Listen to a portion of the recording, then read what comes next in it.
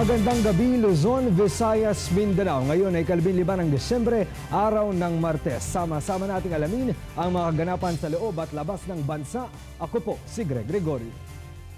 At hinding alamin ang mga balitang magpapayabong sa ating kaalaman at pagka-Pilipino. Ako naman po si Kathleen Forbes.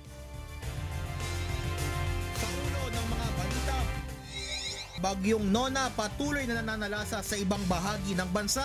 Isang panibagong low pressure area binabantayan ng Pag-asa. Pangulong Benigno Aquino III at iba pang opisyal ng bansa ibinida ang mga napagtagumpayan kontra korupsyon. Liberal Party Presidential Standard Bearer Mar Rojas nanindigang lehitimong alumnus ng Wharton School of the University of Pennsylvania. COMELEC ipagpapatuloy bukas ang pagtalakay sa disqualification case ni Senator Grace Poe. Puwersa ng kapulisan dinagdagan sa pag-arangkada ng Oplan Ligtas Paskuhan. At floating Christmas tree pinailawan sa Rio de Janeiro. Pirma na lang ni Pangulong Aquino ang kailangan upang tuluyan ng maisabatas ang General Appropriations Act of 2016. Kasunod yan ang pagkakaratipika ng Senado sa Bicameral Conference Committee report. Bukod dyan, aprobado na rin sa ikatlo at huling pagbasa ang Salary Standardization Act of 2015. Yan ang bagong balita ni Kim Cardenas. Is there any question on the report being submitted by the chair of our Committee on Finance? The chair hears none. The Bicameral Conference Committee report on the disagreeing votes of the two houses on House Bill 6132 is hereby ratified.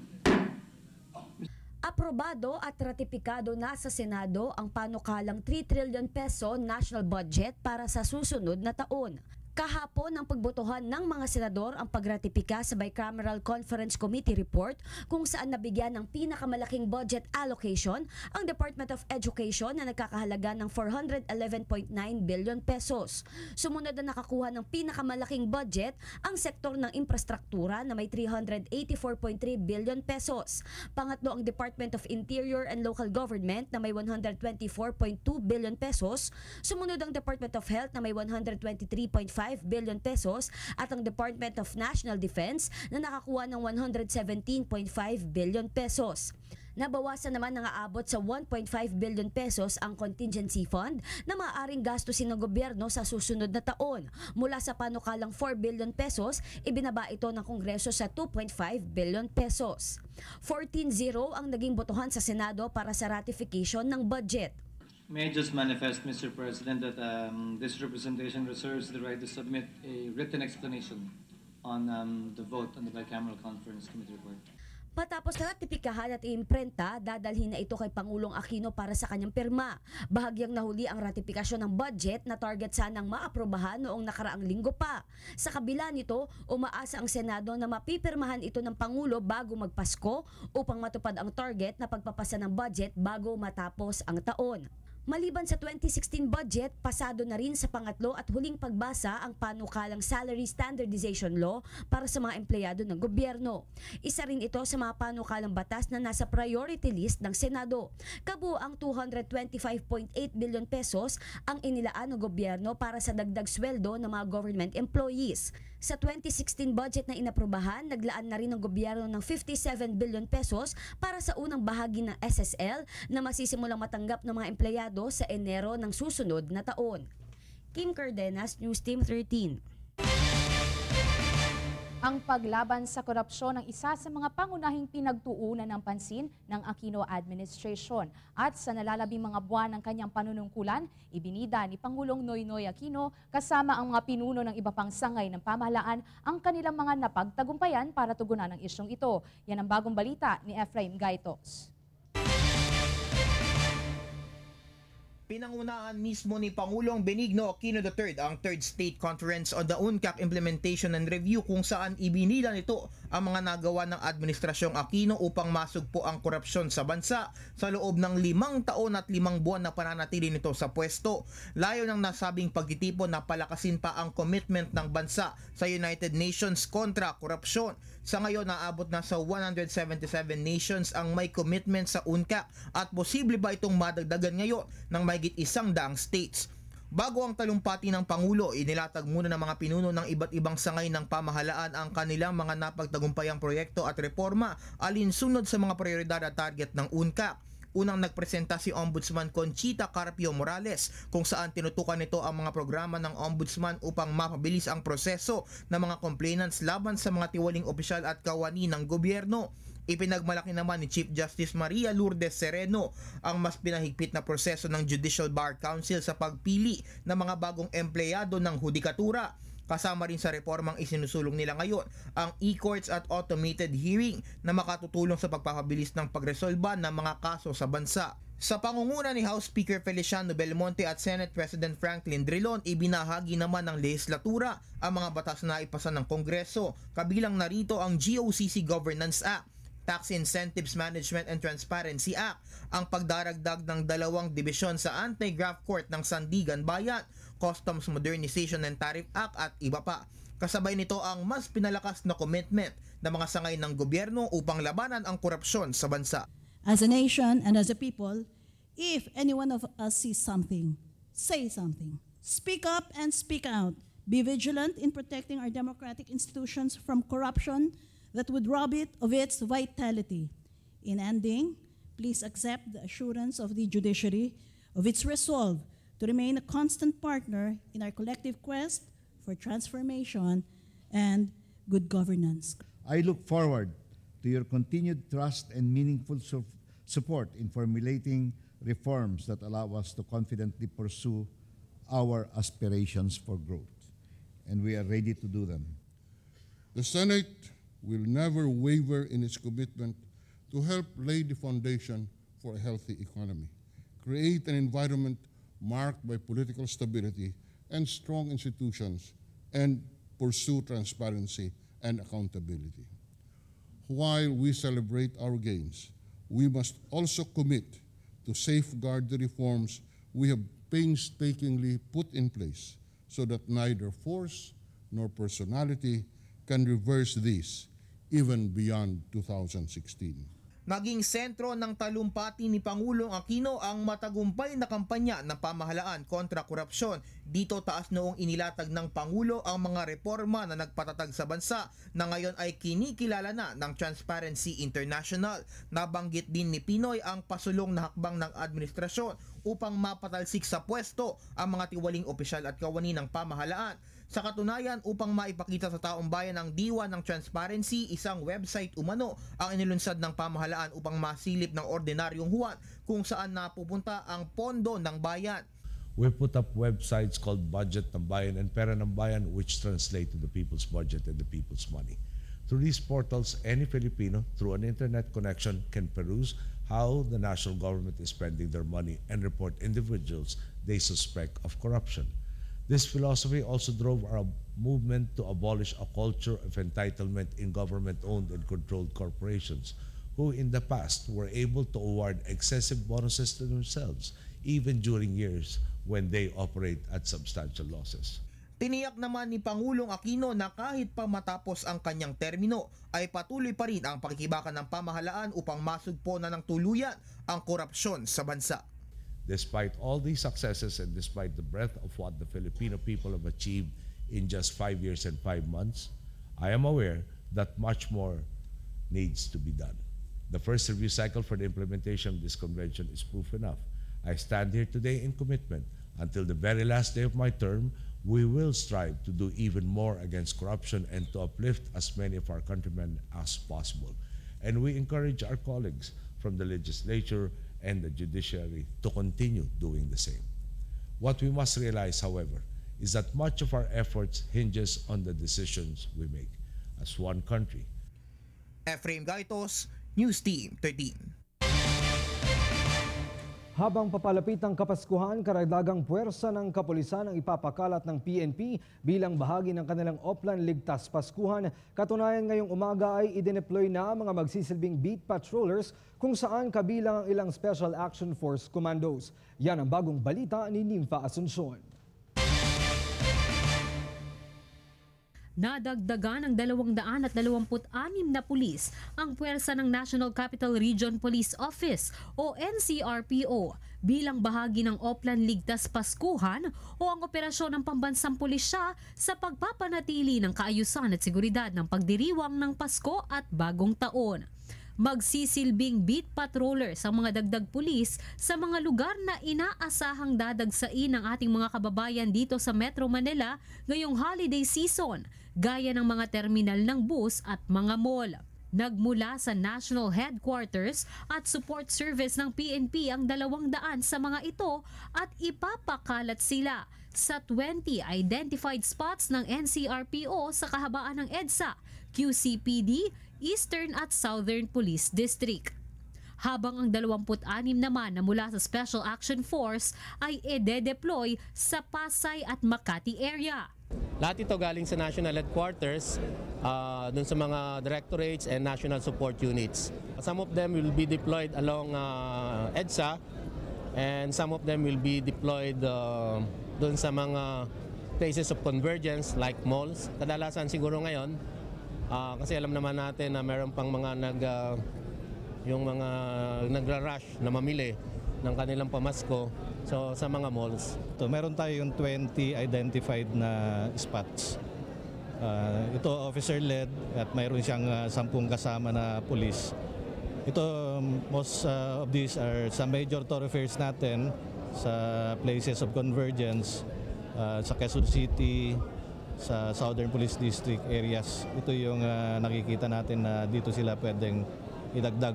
Samantala, bukas na nga ay simula na ng simbang gabi o Misa de Gallo para sa mga Katoliko. Bagamat mga regular na pulis at walang special deployment na ibibigay sa pagbabantay ng mga simbahan, target pa rin ng pulisya na mapanatili ang zero crime incident sa paligid ng mga simbahan. Kasama yan dun sa ligtas sa Paskuhan natin, 2015, yung pagde-deploy sa mga simbahan ng mga pulis natin. In fact, meron tayong instruction na dapat zero incident dito sa lugar ng simbang gabi. Simula rin ngayong araw ay kanselado muna ang mga leave ng lahat ng mga pulis sa buong bansa, kasama na ang mga matataas na opisyal ng PNP. Ayon kay Deputy Chief for Operations Deputy Director General Danilo Constantino, magtatagal ang kanselasyon ng mga leave ng mga pulis hanggang January 6, 2016. Ito anya ay para mas mapaigting ang police presence sa buong bansa ngayong Kapaskuhan, ang panahong dumadagsa ang mga tao sa pamimili, pamamasyal at pagbiyahe pa uwi sa kani-kanilang mga probinsya. For the entire Yuletide season, lahat ng leaves ng PNP personnel suspended muna. Sa ngayon ay nananatiling nasa heightened alert ang buong PNP, ngunit nakadepende pa rin sa sitwasyon at sa assessment ng bawat regional officer kung itataas pa ang alertong ito sa full alert sa mga susunod na araw. Nympha Asuncion, News Team 13. Nasa bansa pa rin ang bagyong Nona at patuloy na nananalasa sa rehiyon ng Luzon at Visayas. Bagamat inaasahang makakalabas na sa teritoryo ng bansa ang naturang bagyo bukas, isang panibagong sama ng panahon naman ang binabantayan ngayon ng Pag-asa. Yan ang bagong balita ni Sheila Frias. Patuloy pa ring nananalasa ang bagyong Nona sa ilang bahagi ng bansa. Ang kaulapan ay nakasentro sa Luzon at Visayas habang tinatahak nito ang dakong timog ng Luzon. Dahil dito nakataas pa rin ang public storm warning signal sa ilang bahagi ng bansa, habang signal number 1 pa rin sa Metro Manila, Bataan, Bulacan, Cavite, Laguna, Rizal, Quezon, Burias Island, Northern Palawan kasama ang Cuyo Island. Yung storm surge ngayon ay nasa 2 meters ang inaasahan natin. Yung taas ng alon, na dati ay 3 meters. Sa mga lugar kung saan nakataas ang public storm warning signal number 2 and 3. And yung concentrated ng ulan sa bagyo, heavy to at times intense rains sa 250 kilometers diameter at inaasahan pa rin tayong flash flood and landslide. Kapag napanatili ng bagyong Nona ang pagkilos nitong pakanluran sa bilis na 15 kilometro kada oras, maaaring bukas ng bandang alas 8 ng umaga ay lumabas na ito ng kalupaan at nasa ibabaw na ng West Philippine Sea. Ayon sa Pag-asa, patuloy na humihina ang bagyong Nona habang papalabas dahil naaapektuhan ito ng hanging amihan. Pag-exit ng Mindoro, inaasahan po natin na typhoon pa rin siya. Then bukas ng umaga ay severe tropical storm. And then sa Thursday, tropical depression. Pahina siya habang papalabas sa Philippine area o patungo sa Philippine area o especially yung far line. Dito sa Metro Manila hanggang bukas pa mararamdaman ang masungit na panahon na mahina hanggang sa katamtamang lakas ng pag-ulan. At pagsapit ng hapon o gabi, maaari na umunong gumanda ang panahon sa Kalakhang, Maynila. Hindi pa man nakakalabas ng PAR ang bagyo, may nakaamba ng low pressure area sa labas ng ating bansa na inaasahang makakapasok ng PAR sa Biyernes. Dahil nasa karagatan pa ito, malaki ang tsansang mabuo itong bagyo ayon sa Weather Bureau. Sheila Frias, News Team 13. Magbabalik po ang News Team 13.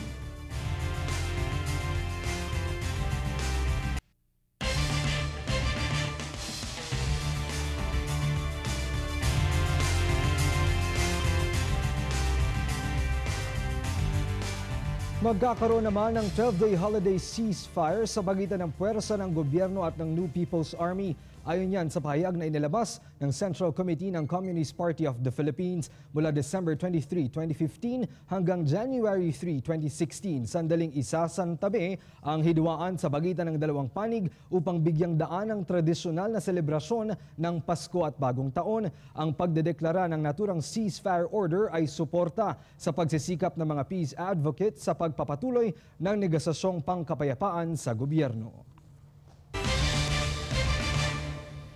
Nagsagawa ng sariling bersyon ng pagpapasa ng Bangsamoro Basic Law ang grupong Kongreso ng Sambayanan. Ito ang kanilang tugon sa tila usad pagong umanong pagtalakay ng mataas at mababang kapulungan ng Kongreso sa panukalang batas. Mula sila sa iba't ibang panig ng kapuluan na kinabibilangan ng mga Kristiyano at Muslim. Ang BBL kasi ang nakita nilang solusyon sa ilang dekada ng problema sa katimugan. Bagamat makailang beses nang hiniling ng Pangulo ang agarang pagsasabatas ng BBL, kapansin umano ang mabagal na pagkilos ng mga mambabatas na kadalasan ay hindi naaabot ang quorum sa tuwing tatalakayin ito. Nakikita namin ito bilang umpisa sa sagot. Hindi namin sinasabing ito na yung panacea, ito na yung buong sagot. Pero nakikita natin na instrumento na ito parang umpisa ng pagsagot sa batakang problema sa Mindanao at sa Pilipinas. Ang problema hindi nakikita ng ating mambabatas at ng mamamayan na ang problema doon, problema din natin. Pero parang hinihiwalay nila na Nais paimbestigahan ngayon ng ilang mambabatas sa House Committee on Transportation ang kakulangan sa closed-circuit television o CCTV sa lahat ng paliparan sa bansa.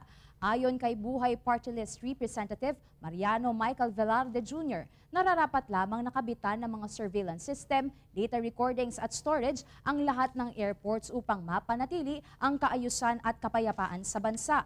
Naniniwala din ang mambabatas na malaki ang maitutulong ng paglalagay ng mga CCTV upang matigil na ang isyu ng laglag-bala o tanimbala sa NAIA.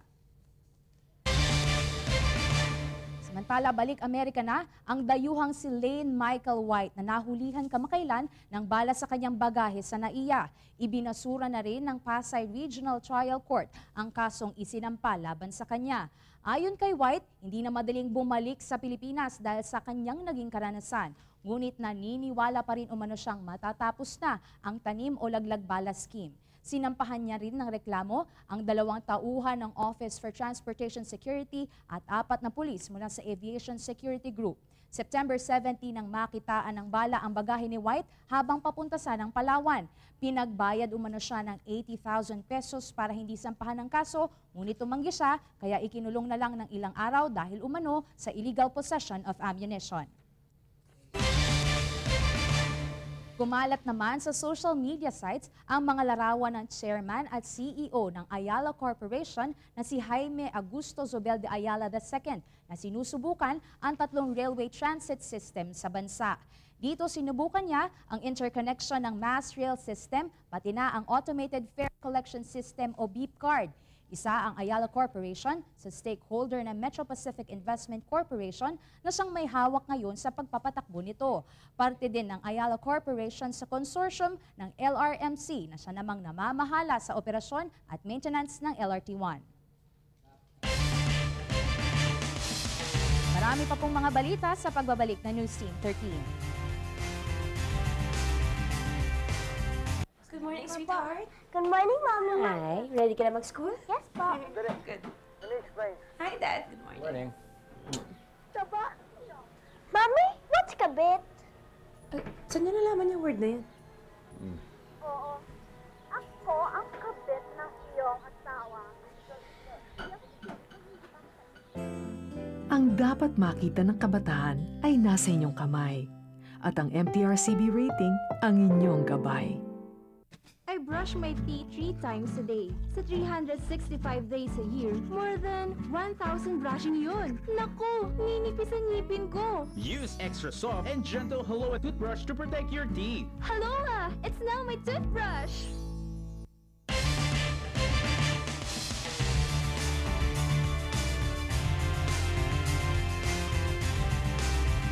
Kinumpirma ng Wharton School of Economics na nagtapos si LP Standard bearer Mar Rojas sa kanilang eskwelahan na naging dahilan pa ng hamunan ng sampalan ng mga presidentiable. Paliwanag naman ni Rojas, nadala lang siya ng emosyon at itutuon na lamang niya ang atensyon sa paglilingkod sa bayan. May bagong balita si Mary Ann Bastasa. Muling nanindigan si LP Presidential Standard bearer Mar Rojas na siya ay isang lehitimong graduate sa Wharton School of the University of Pennsylvania. Nakumpirma ito sa naging research ng ilang media entities at ng mismong universidad na inilabas sa kanilang official website ang detalye na si Rojas ay graduate ng economics degree sa Wharton noong taong 1979. Ang isyong ito, kung matatandaan, naging ugat ng hamunan ng sampalan sa pagitan ni Rojas at ni Davao City Mayor Rodrigo Duterte. Aminado naman si Rojas na bahagya siyang nadala ng emosyon. Paliwanag nito, galit siya sa mga bully, mapagsamantala at sa mga naghahari-harian. Siguro hindi ako nakapagpigil at ako rin mismo parang nadidismay ako sa sarili ko na distract ako, no?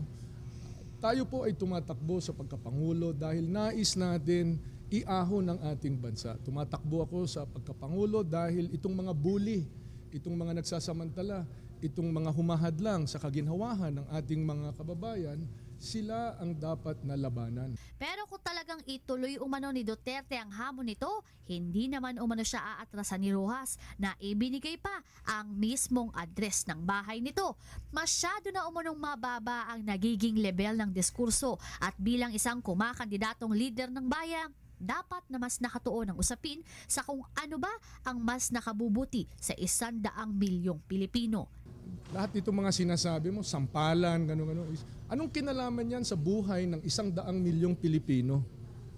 Anong kinalaman yan sa kung ano ang kahihinatnan ng ating bansa? Sa dami ng problema na hinaharap ng ating bansa, ikaw nauuwi ka sa kung ano-anong mga kalokohan.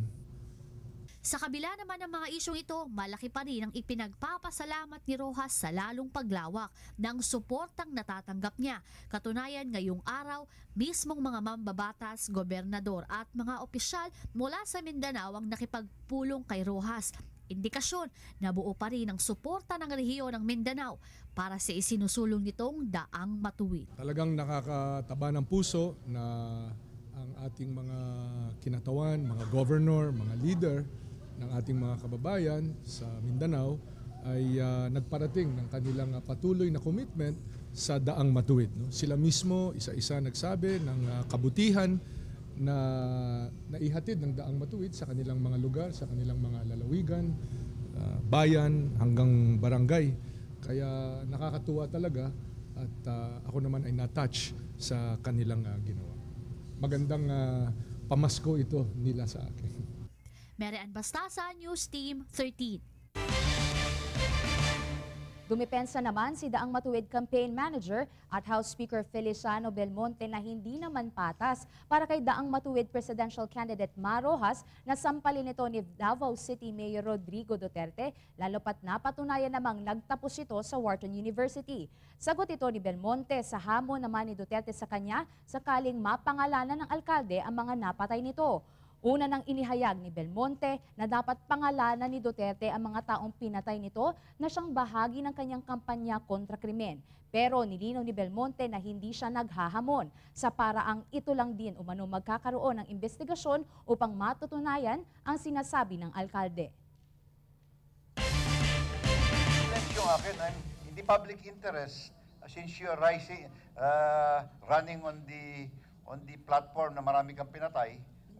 Di at least malaman man lang natin kung may pangalan na and so forth. Okay. Samantala, bagamat katunggali sa politika, iginait ng Partidong United Nationalist Alliance o UNA na dapat pairali ng due process sa kaso ni Senadora Grace Poe. Ayon sa Vice Presidential Bet ng UNA na si Senador Gringo Honasan, dapat na maging patas ang pagtrato sa lahat at mangyayari lang ito kung masusunod ang rule of law.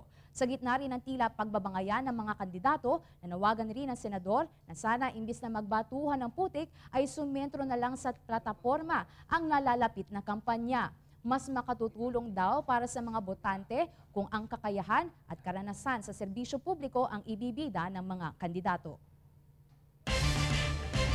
We will help raise the level of discourse para mapako sa platforms and programs. Maiwasan yung personality attacks.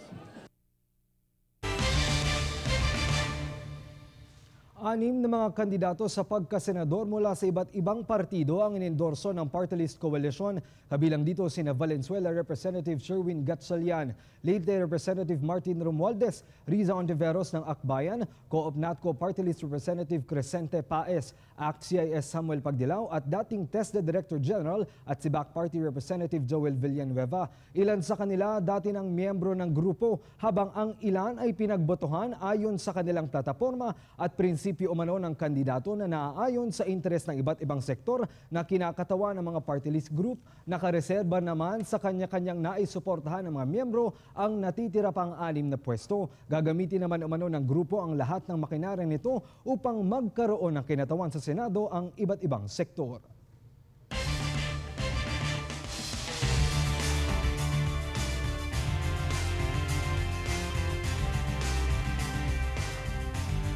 Namin ang party list ay tungkol sa mga causes, advocacies at prinsipyo plataforma. Hindi po yan kung sino ang mananalo. Ang tinitingnan po namin yung plataforma, yung prinsipyo ng kandidato at yung susulong ng mga interes ng party list. No-show ang mga nagsampa ng petisyon laban sa pagtakbo ni Davao City Mayor Rodrigo Duterte. Hindi pa rin naman nadedesisyonan ng COMELEC ang inihaing motion for reconsideration ng kampo ni Senator Grace Poe. Narito ang report. Submitted for resolution na ngayon sa COMELEC First Division ang petisyon na isinampa ng broadcaster na si Ruben Castor laban sa kandidatura ni Davao City Mayor Rodrigo Duterte at sa nooy COC ni Martin Dino. Ngayong araw ang nakatakdang marking of evidence sa preliminary conference para sa petisyong ito. Pero ang problema, hindi nagpakita ang kampo ng petitioner dahilan upang magbigay ng oral motion to dismiss ang kampo ni na Duterte, Dino at ng PDP laban sa Clerk of the Commission. We will not tolerate them making a mockery of the proceedings before the COMELEC. So ang ano po namin, ang aming joint motion is we will not proceed. Hindi po kami magmamarka ng ebidensya kasi po pag magmarka kami ng ebidensya, that means ay okay lang po sa amin na wala sila dito. Hindi po kami papayag that the petitioner will make a mockery of these proceedings. So they are trifling with the process of the commission. At yan po'y dinidelay nila para akala nila pag-delay ay hindi masasama sa balota si Mayor Duterte. Bukas sana nakatakdang magharap sa isang pagdinig ng First Division ng magkabilang kampo pero hindi na ito matutuloy. Kailangan na lamang mairaffle sa 3 commissioner ng dibisyon ang magiging resolusyon upang malaman kung sino magiging ponente nito. Nakatakda rin naman ng magsagawa ng deliberasyon para sa mga isinaad na kwestiyon sa naturang petisyon. One is, what's the candidate COC opinion for president or for mayor? Two, is it valid and is the COC of Mayor Duterte for president then valid for substitution? This has not yet been decided by the NBank, so you will just have to wait. And after which the NBank will also continue to deliberate nga on its action in respect of the substitution. Pagdating naman sa mga kwestiyon tungkol sa kandidatura ni Senator Grace Poe, hindi pa rin nakakapagdesisyon ang COMELEC NBank hinggil sa motion for reconsideration ng kampo ni Poe matapos madiskwalipika ang COC nito bunsod ng naging desisyon ng COMELEC 2nd Division hinggil sa petisyon ni Attorney Estrella Ilamparo. Aminado ang komisyon na nahihirapan silang makapagdesisyon agad dahil masyado itong komplikado. Kaya naman bukas nakatakda silang magsagawa ng ikatlong NBank session ukol dito at sa ilan pang usapin. It's an ongoing process. Pero at saka dito kasi nga binabalanse namin tinitimbang namin. On the one hand, of course, we want to be speedy, quick in respect of coming out with a decision because we also know that kumbaga, regardless of what decision we make, chances are it will be brought to the Supreme Court. No? But on the other hand, we also want to make sure that whatever we say naman is substantive. Kung tutuusin ang ganitong hindi pa natatapos na pagtutok sa mga petisyon laban kay Poe at sa substitution ni Duterte at ilan pang usapin sa lahat ng mga naganap na libo-libo manong substitution ng local candidates ang siyang dahilan kung bakit inurong ng COMELEC ang deadline ng paglalabas ng inisyal na listahan ng mga kakandidatong lalabas sa balota. Sa unang timeline, December 15 ang deadline ng pag-aproba ng NBank sa inisyal na listahan ng kandidato at December 16 ito ilalagay sa election management system. Pero ngayon, iniurong na ang deadline sa December 23 bago magpasko. Nilinaw naman na hanggat wala pang pinal na desisyon na kung kakailanganin ay manggagaling pa sa Korte Suprema sa usapin ng isang kandidato ay hindi pa rin ito dapat tanggalin sa listahan. Magkakaroon ng initial data na ipapasok nga sa aming election management system, gagawa tayo ng mga ballot phases. Kumbaga makikita niyo yung mga balota with the names of candidates. Pero in fact ito, ipapakita natin to sa ating mga partido, sa media, sa publiko, para sabihin kung merong mga mali sa spelling, mali sa acronym, mali sa ganun. So pwede pa nating palitan. Iginigit naman ng komisyon na bagamat nagbago ang deadline ng paglalabas ng inisyal na listahan ng pangalan ng mga kakandidato ay hindi naman umano nagalaw ang schedule para sa pag-iimprenta ng balota na sisimulan sa ikatlo o ika-4 na linggo ng Enero sa susunod na taon. Greg Gregorio, News Team 13. Dinipensa naman ngayon ni dating Justice Secretary Leila De Lima si LP Standard Bearer Mar Rojas kasunod ng mainit na banggaan sa pagitan nito at ni Davao City Mayor Rodrigo Duterte. Kasabay nito inilatag na rin ni De Lima ang kanyang magiging plataporma sa pagtakbo niya bilang senador sa darating na halalan. Ito ang bagong balita ni Jinky Baticados. Ipinagtanggol ni dating DOJ Secretary Leila De Lima ang presidential aspirant ng Liberal Party na si dating DILG Secretary Mar Rojas. Ito sa gitna ng umiinit na word war sa pagitan ni Rojas at ni dating Davao Mayor Rodrigo Duterte. Ayon kay De Lima na tumatakbong senador sa ilalim ng Partido Liberal, hindi si Rojas ang nanguna sa nasabing alitan. Sino ho ba ang nag-fire ng first shot? Nag-react lang naman si Secretary Mar sa sinasabi ni Mayor Duterte. Ayon kay De Lima, naging paborito din umano siyang atakihin ni Duterte noong siya pa ang kalihim ng kagawaran ng Katarungan. Para kay De Lima, malaki ang problema ng Davao Mayor sa mga lumalabas sa bibig nito. Kaya maging si De Lima ay hindi rin napigil na bigyan ng payo si Duterte. Naging paborito rin ako ni Mayor Duterte. Ang problema sa kanya talaga yung kanyang foul mouth. Sana bawasan niya yun. Sana meron din siyang respeto. Of course, that's his right, free expression, criticisms, but sana constructive criticisms, hindi yung offensive na hindi na niya iniisip kung ano sinasabi niya.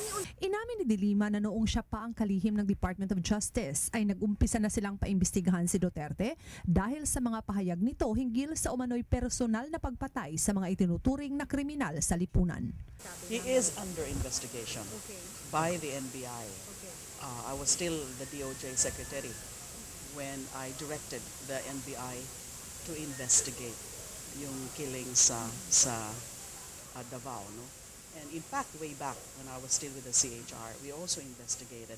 The problem is nahihirapan kumuha talaga ng witness. Although nung sa DOJ po nakahawak po kami o nahawakan po ng WPP, ang isang self-confessed hitman ng DDS. Pero hinahanapan pa po ng mga corroborative supporting evidence ng NBI. Bilang isang magaling na election lawyer, hindi rin naiwasang magpahayag ni De Lima hinggil sa mga disqualification cases na kinakaharap ni na presidential aspirant Senator Grace Poe at Mayor Rodrigo Duterte. Sa ngayon, sa tingin ko, uphill battle kay Senator Grace because nga din sa adverse decisions ng dalawang division. But of course, ang final say would be Supreme Court. So dapat seryosohin niya yung mga kaso na yan.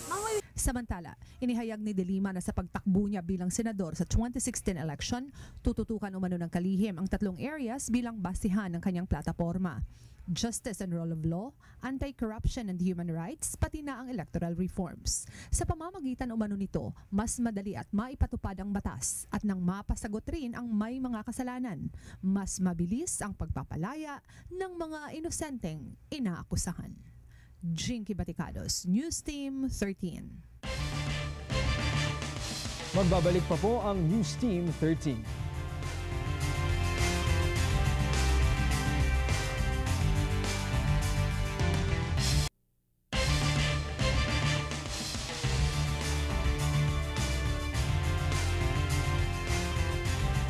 Marami sa mga nakilahok sa isinagawang job fair sa Kanlurang Visayas ang hired on the spot. Marami pa nga sa mga nakilahok ay mga estudyante na magsisipagtapos ngayong taon. Mula Iloilo, yan ang bagong balita ni Bingbing Josue.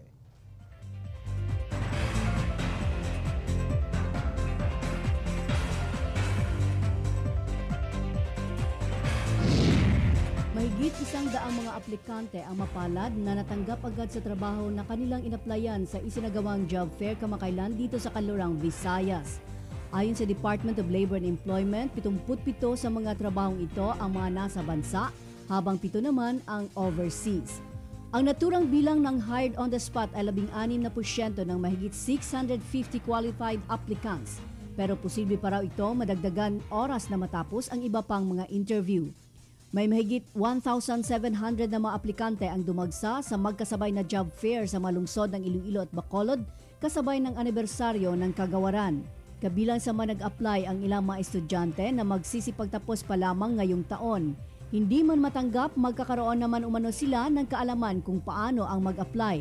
Ibig kasi ng mga ito na kaagad makapagtrabaho na tugma sa kanilang kurso pagkatapos ng graduation.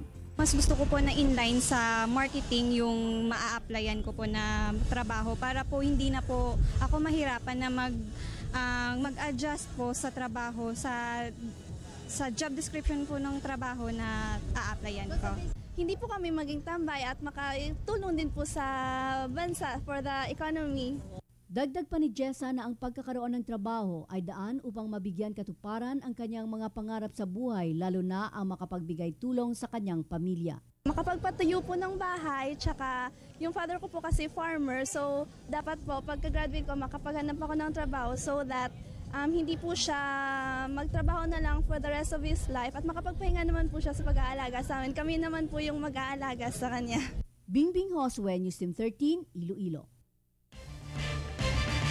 Napasama ang tradisyonal na taginggim ng Pilipinas sa listahan ng UNESCO ng mga Intangible Cultural Heritage. Ayon sa UNESCO, bukod sa nagpapakita na ito ng social solidarity, nakakapagbigay pa ito ng kasiyahan na hudyat rin ang pagsisimula ng bagong agricultural cycle. Kasama ng Pilipinas sa listahan ng Cambodia, Korea at Vietnam na nagtulong-tulong upang maisama ang Tugging Games and Rituals sa listahan. Sinisimbol rin umano ng larong ito ang lakas ng natural forces tulad ng araw at ulan. Sa mga balita sa labas ng bansa, ikinatuwa ng mga estudyante sa Benghazi, Libya ang muli nilang pagbabalik sa eskwelahan. Samantala, Bike for Dad event para sa Hari ng Thailand isinagawa. Yan at iba pa sa bagong balita ni Judy Anamaka.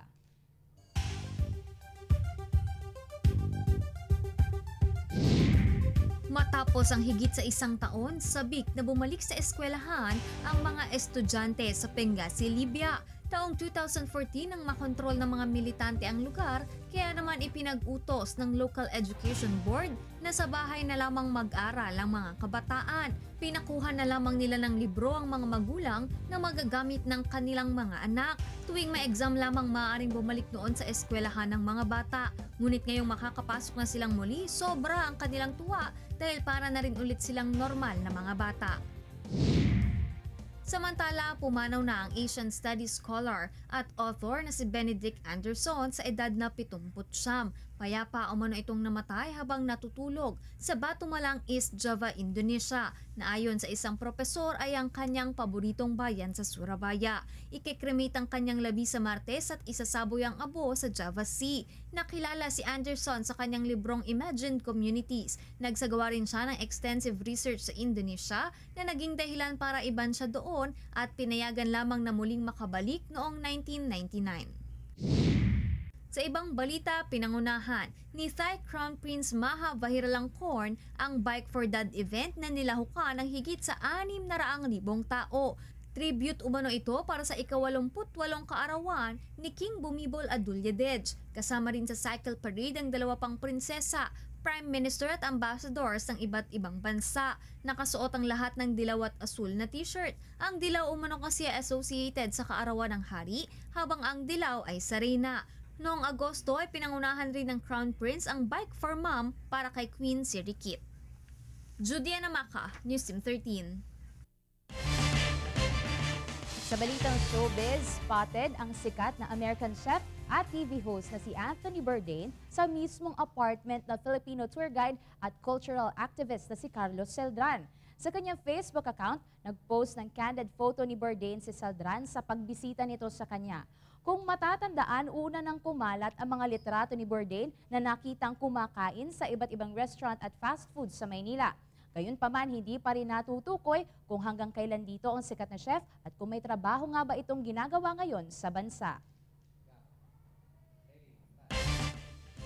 Magbabalik pa po ang News Team 13.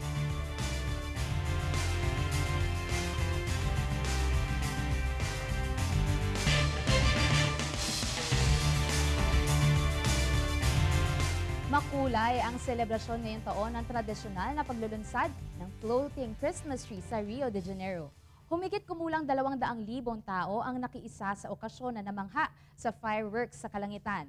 Sa ika-20 pagkakataon, isinagawa ito sa Sinig Lagoon ng Rio na hudyat na rin ang pagsisimula ng holiday season sa kanilang bansa. 53 meters ang taas ng floating Christmas tree na kinikilala ng Guinness Book of Records na pinakamalaki sa buong mundo.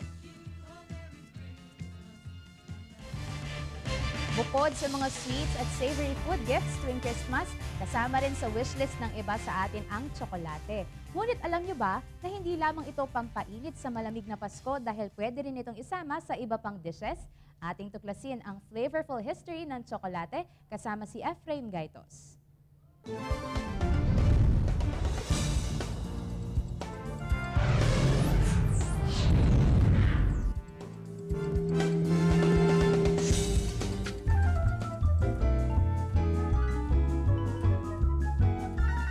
Sa mumunting bunga ng kakao dito nagmula ang pinakakilala ngayong pagkain at kinahuhumalingan ng lahat na tsokolate. Ngunit alam nyo ba na mayroon din palang rich and flavorful history ang Proud's favorite na ito? Bilang isa sa mga produktong dinala sa Pilipinas sa pamamagitan ng galleon tree noong panahon ng mga Kastila, hindi agad naging popular sa panlasa ng mga Pilipino ang tsokolate. Chocolate was actually a product of South America. No? Mukhang naging bahagi ito ng cargo or one of the products that came with the galleon trade. No? It didn't become that popular before kasi I think at that time the taste for chocolate wasn't that widespread yet. No? And as we all know, the chocolate bean, if it's processed, is bitter and like coffee. Ngunit sa pagdaan ng panahon, naging parte na ang tsokolate ng hapagkainan ng bawat Pilipino. Minsan ito ay ginagamit na pampagising sa umaga at minsan naman ay panghimaga sa hapunan. Base sa nobela ni Jose Rizal, mayroong dalawang uri ng preparasyon para sa paggawa ng tsokolate, ang tsokolate E at tsokolate A. One of the characters that describes how the friar would serve chocolate to his guests. Sinasabi nila maghain ka lang yung tsokolate A. Pag sinabing tsokolate A, in Spanish A is aguado, meaning it is watered down. Ang tsokolate E ay mas makapal kung ikukumpara sa tsokolate A. Pinaniniwala ang mas mataas na klase ng inumin ang tsokolate E kung ikukumpara sa A dahil mas purong tsokolate ito at mas malalasap ang lasa ng tsokolate. Gayunpaman, marami pa rin ang nagsasabi na para sa kanila mas katakam-takam ang tsokolate A. Ang tsokolate A ay mas madaling inumin dahil sa mas malabnaw na texture nito. Ngunit paano nga ba ginagawa ang tsokolate A? Aming binisita ang Choconut Batirol upang makita ang proseso ng paggawa ng inuming ito. Ito ang proseso ng paggawa ng tsokolate. Una, dapat meron tayong tsokolatera. Pangalawa, dapat meron tayong batirol or tinatawag natin na wooden stirrer. Pangatlo, meron tayong chocotableya.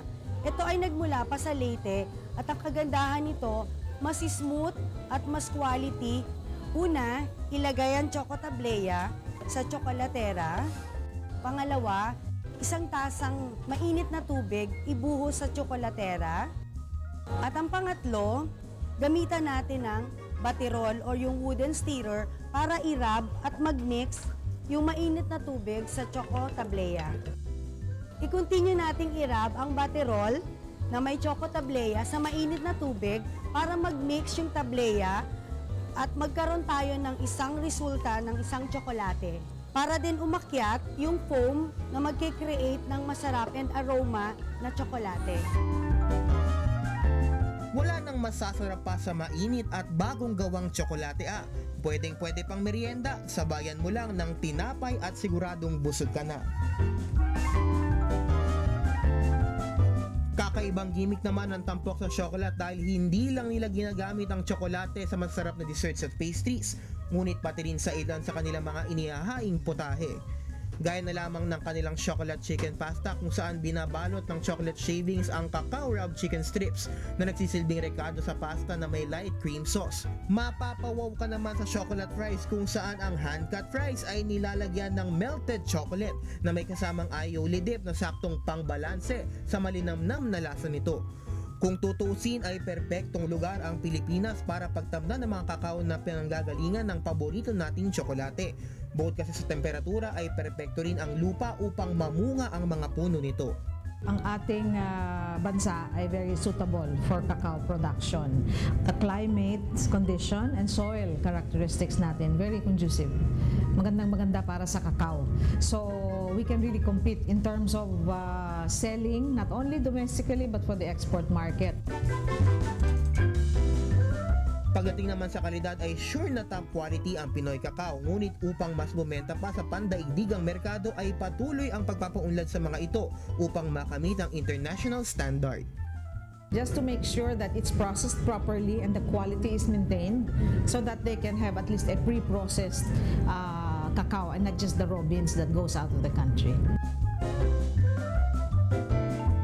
Hindi maitatangging nakikipagsabayan na ang mga tsokolateng gawang Pinoy, kaya naman hindi malayo na sa mga darating na panahon ay mapabilang na sa mga top exporters ng tsokolate ang Pilipinas.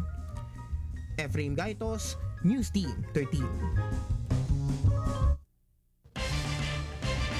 Patuloy na makibahagi sa aming balitaan, ilike lamang ang aming Facebook page o di kaya i-follow nyo kami sa Twitter. Para naman sa inyong mga comments, suggestions at public service announcement, mag-email dito sa IBC. 10 days na lang at Pasko na. Sa ngalan ni Kathy Eigenman at Vincent Santos, ako si Kathleen Forbes.